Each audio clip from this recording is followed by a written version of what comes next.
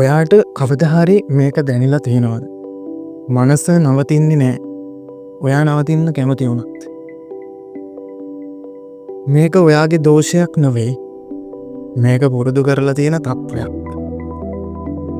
බොහෝ දෙනා හිතනවා මම මගේ සිතුවිලි පාලනය කරනවා කියලා. නමුත් එහෙම නම් ඔයාට මේ මොහොතේ එක සිතුවිල්ලක්වත් නවත්තන්න පුළුවන්ද? මනස චලනය වෙන්නේ ඒකට ඒ විදිහට පුහුණු කරලා තියෙන නිසා. අවධානය බිඳ වැටුනේ ඔයා නිසා නෙවෙයි. ඒක ඔයාවට නිර්මාණය කරපු දෙයක්.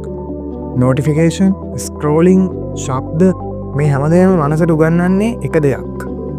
එක තැනක ඉන්න එපා. ඉක්මනින් පැන යන්න. එහෙම පැන යන මනසක් අපිට ඇන්ක්ෂියටි වගේ දැනෙනවා. නමුත් ඒක ඇත්තටම අධික උත්තේජනය වුණ අවධානයක්. නිශ්ශබ්දතාවයේ එද්දී මනසට බයක් දැනෙනවා. නිශ්ශබ්දතාවයේ අනතුරුදායක නිසා නොවේ. මනසට පැනලා යන්න තැනක් නැති නිසා.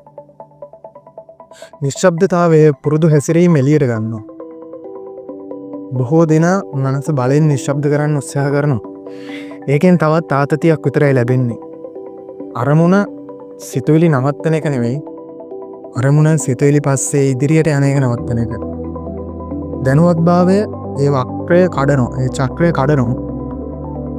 අවධානය පුහුණු කරන එක විශේෂ නාට්‍යයක් නොවෙයි.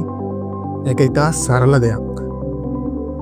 මනස ගිය හැම වෙලාවකම නැවත ගෙනෙන එක.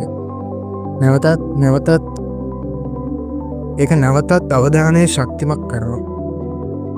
ඔයාගේ මනස අසම්සුන්නම්. ඔයා බිඳුණු කෙනෙක් නොවේ.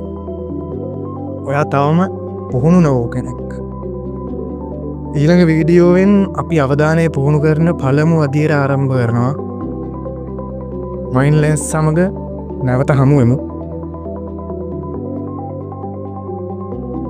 සුබ දවසක්.